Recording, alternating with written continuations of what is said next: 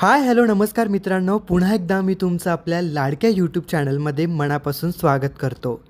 जुळली गाठ ग ही मालिका प्रेक्षकांची आवडती मालिका म्हणून ओळखली जाते। सन मराठीवरील जुळली गाठ ग या मालिकेचा क्रेज वाढतच चाललाय। सावी आणि धैर्य या दोघांची जोडी लोकांना इतकी आवडतीये की लोकांनी या जोडीला अगदी डोक्यावर घेतलंय। त्यात या मालिकेचा नवीन प्रोमो आता समोर आलाय। या मालिकेत नक्की काय चाललंय हे प्रेक्षकांना माहीतच आहे। माहीत नसेल तर आपले व्हिडिओज तुम्ही बघतच असाल। तर तुम्ही आता नवीन ट्रॅकमध्ये पाहिलंच असेल, सावी आणि धैर्यचं जेव्हा लग्न होतं तेव्हा सगळेच प्रेक्षक खूप खुश असतात।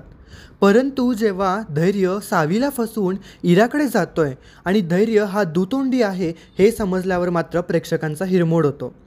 आता या ट्रॅकमध्ये आपण पाहिलंच आहे की त्यांच्या लग्नानंतरचे काही विधी आपल्याला मुजुमदारांच्या घरी पार पडताना दिसत आहेत। आता दामिनी, इरा आणि धैर्य यांची एक गट्टी झाली आहे आणि ते मिळून सावीला त्रास देणार आहेत। पण सावीच्या बाजूने नीता, अवंती अशी घरातली चांगली मंडळीसुद्धा आहेत आणि सावी स्वतःसुद्धा धडधाकट आहे की या सगळ्यांना ती पुरून उरेल। नवीन प्रोमोनुसार आपण पाहिलंच असेल की जोगतीन घरामध्ये येते आणि इरा, दामिनी हिच्या सांगण्यावरून जोगतीन त्या तिघी सुनांची परीक्षा घेते। नीता, अवंती आणि सावी या तिघींची परीक्षा घेत असताना त्यांना एक टास्क दिला जातो, ज्यामध्ये त्यांनी त्यांचे हात हळदीच्या पाण्यात बुडवायचे आणि ते ठसे कापडावरती उमटवायचे आणि हा खेळ खेळायला सगळेजण तयार होतात। ही परीक्षा द्यायला सर्वच जण तयार होतात।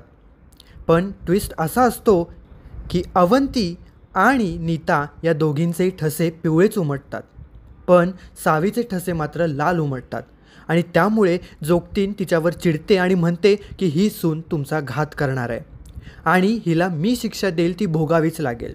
खरं तर हे दामिनी आणि इरा यांनी पट्टी पडवलेली असते।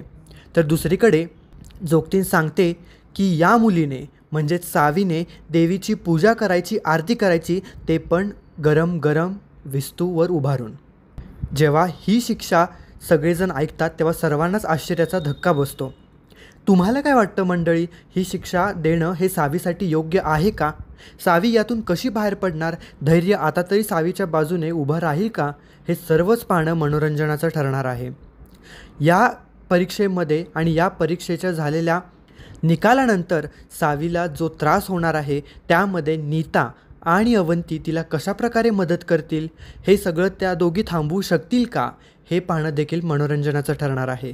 तर मंडळी, अशाच अपडेट्स मिळवण्यासाठी आजच आपल्या चॅनलला सबस्क्राईब करा। पुन्हा भेटू एका नवीन गोड अपडेटसह। तोपर्यंत स्वतःची काळजी घ्या। नमस्कार।